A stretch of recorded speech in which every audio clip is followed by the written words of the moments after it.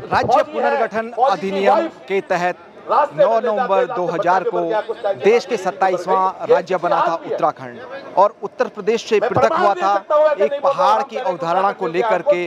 वहां गांवों तक विकास पहुंचाने के उद्देश्य से लंबे समय से उत्तराखंड की मांग चली थी, उत्तराखंड को अलग राज्य का दर्जा देने की मांग चली थी। और उत्तराखंड राज्य के लिए कई लोगों ने शहादत दी, कम से कम 42 लोग शहीद हुए। रामपुर, खटीमा, मुजफ्फरनगर समेत तमाम जगह कई तरह के आंदोलन हुए, हिंसा हुई, श्रीयंत्र टापू कांड श्रीनगर का, और तब जाकर के इतने बड़ी संख्या में लोगों की शहादत के बाद उत्तराखंड राज्य अस्तित्व में आया।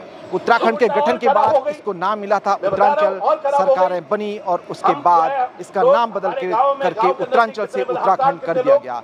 बहुत बदलाव हुआ, लेकिन सबसे बड़ी बात यह है जो कुछ नहीं बदला वो नहीं बदली उत्तराखंड की राजधानी, और उत्तराखंड को नहीं मिली अब तक अपनी राजधानी।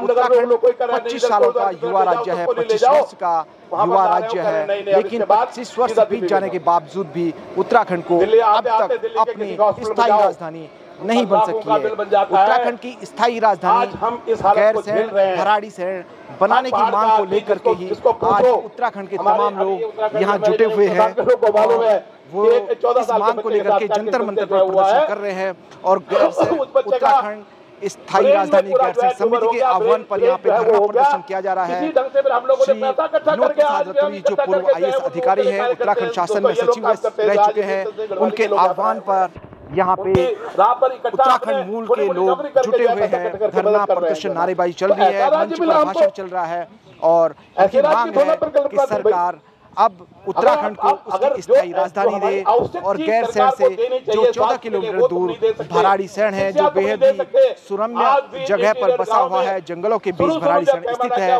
वहाँ स्थायी राजधानी बना दी जाए। दरअसल जो भराड़ीसैंण है गैरसैंण से 14 किलोमीटर की दूरी पर, वहाँ विधान भवन का निर्माण हो चुका है, सचिवालय बन चुका है, मंत्रियों, सचिवों, विधायकों के आवास बनकर तैयार हो चुके हैं। इस तरह मंत्रियों के जो सहायक होते हैं, ऑफिसर्स जो होते हैं सरकार से जुड़े हुए, उनके लिए भी अलग सी आवास की व्यवस्था की जा चुकी है। करोड़ों रुपए अब तक सरकार वहाँ खर्च कर चुकी है विधान भवन और सचिवालय को बनाने में।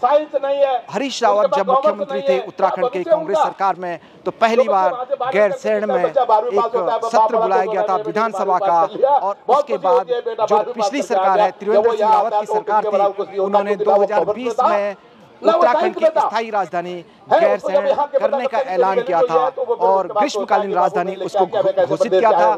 तब से वहाँ पे सत्र चले आते हैं, लेकिन नेता और हमारे मंत्री ऐसे हैं कि हफ्ते भर तक चलने वाला सत्र एक दिन में खत्म हो जाता है। 1.5 दिन में ही नेता लोग पहाड़ों से लौट आते हैं, भराड़ीसैंण और गैरसैंण से लौट आते हैं शहर के लिए, अपने देहरादून के लिए।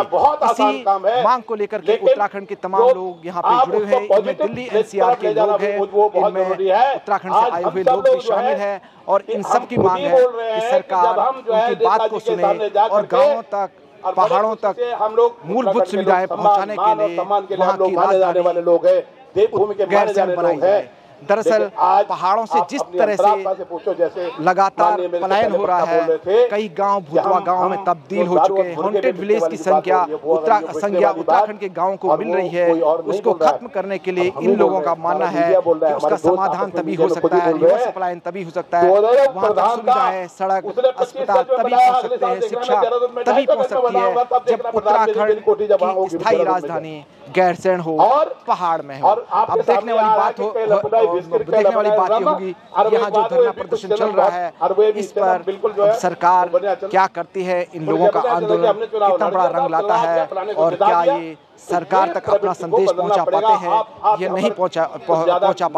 इसका समाधान क्या होगा, इस पर हम सबकी नजर टिकी रहेगी। सबसे बड़ी बात तो ये कहा जा सकता है कि राजनीतिक इच्छा शक्ति की कमी के कारण अभी तक उत्तराखंड को अपनी स्थायी राजधानी नहीं मिल सकी है। अब देखने वाली बात होगी इस तरह के आंदोलन क्या गैरसैंण को स्थायी राजधानी बनाने में सफल होते हैं या नहीं।